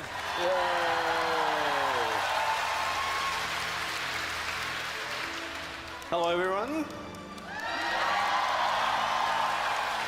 My name is Toshio Murauchi, your global community producer here, also known as a Fox Clan. Nice to meet you. コミュニティチームモルボルこと室内です。お久しぶりです。So actually, the London is personally a very special place for me personally because back in 2004, I was actually living in London to bring up the European service of Final Fantasy XI, and after around 20 years, I finally revealed a new alliance with the across the world deal. So now I'm very feeling old officially.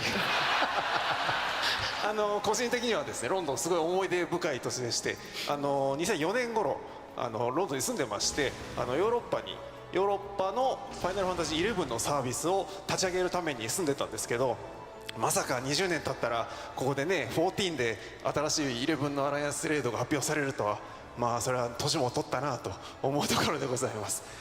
So yeah, so anyway, I will be wandering around all around the venue for next 2 days. So let's have fun together. Thank you very much.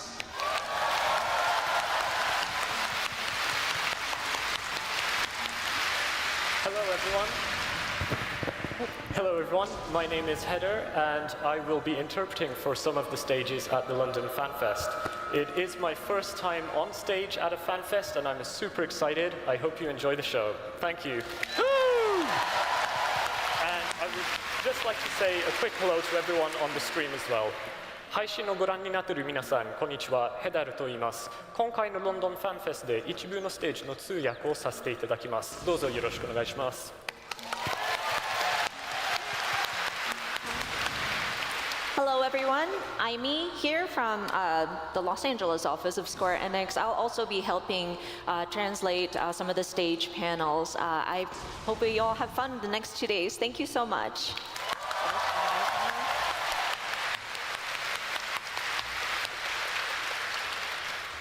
さあ、それでは2日間盛り上がってまいりましょう。All right, let's have a great 2 days. Let's enjoy Fan Festival!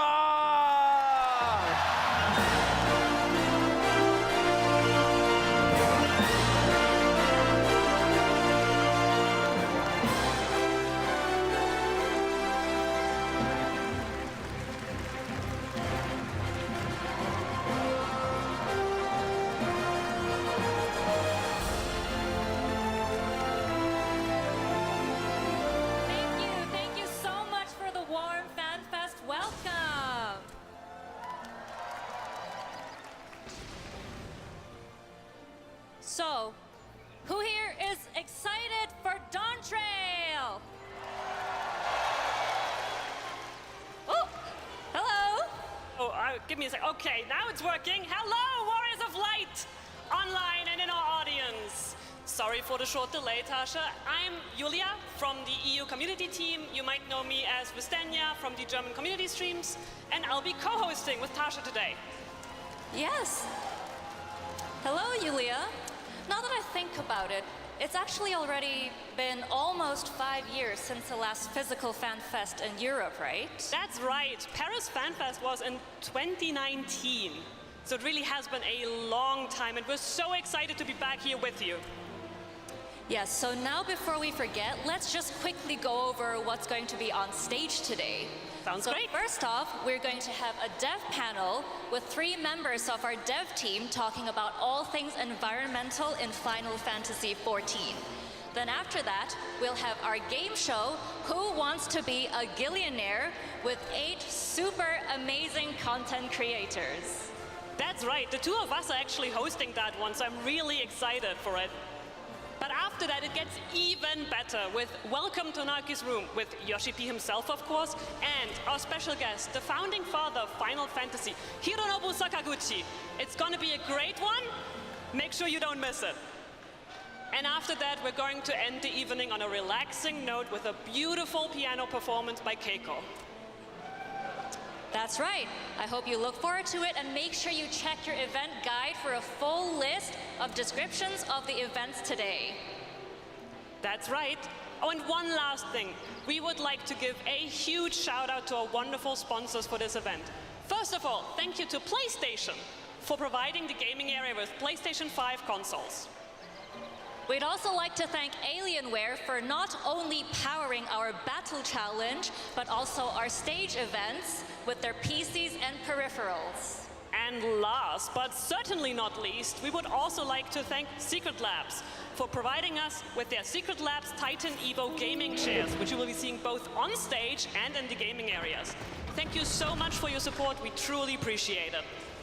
Yep, our teams all worked really hard on setting up all of the stage events and like all the special games in the back. So hard that we actually got locked in accidentally in the venue last night. She's not joking. I saw a message in our group chat at 1 a.m. It was wild. It was fine. I got out eventually. So anyway, so don't wander up too far though, by the way.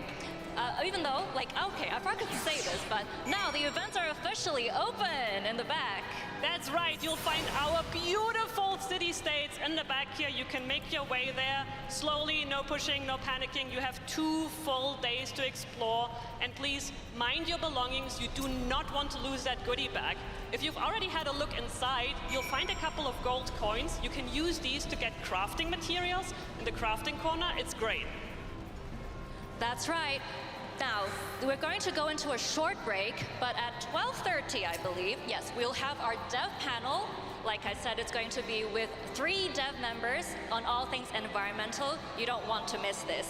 It will be a 2-hour show, so make sure you stay hydrated and grab some snacks and be back for the show.